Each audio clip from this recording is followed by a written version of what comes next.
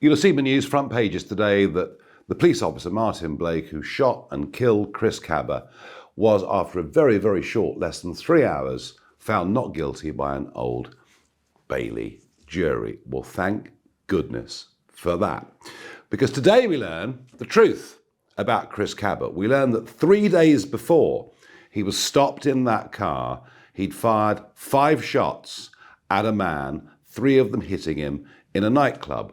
We also learn he's had previous convictions for illegally holding a firearm and for GBH and stabbings. So this was a seriously violent criminal. The police, when they cornered him, would have known this was a man capable of shooting to kill. When he tried to ram his way out of the car block, I don't think the police officer, frankly, had any other choice. So thank goodness that the jury made the right decision.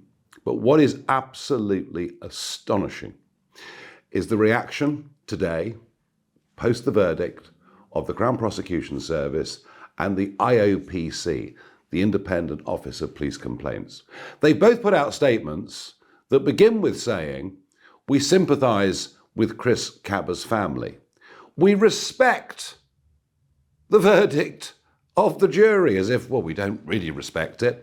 Not a word anywhere in these two statements from these two vital organisations in our criminal justice system, not a single word of sympathy for a police officer who's been put through hell and his family over the course of the last 2 years. This is completely misplaced sympathy, and it shows, it couldn't illustrate better, the two-tier nature of policing and justice in this country. It is frankly absolutely ridiculous, deeply insulting.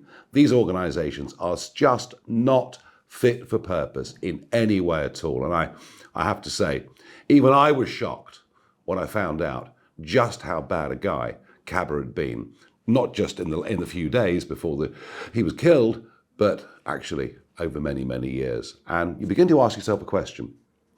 Does it actually make sense for people to go, for someone like the police officer, to go before a court and for the jury not to know about previous convictions? Or would that be unfair and prejudice a jury? I'm beginning to think that we need more truth out there. And you'll remember, after Kaba died, there was deep unrest in London because the story was that an innocent man had been killed by the police.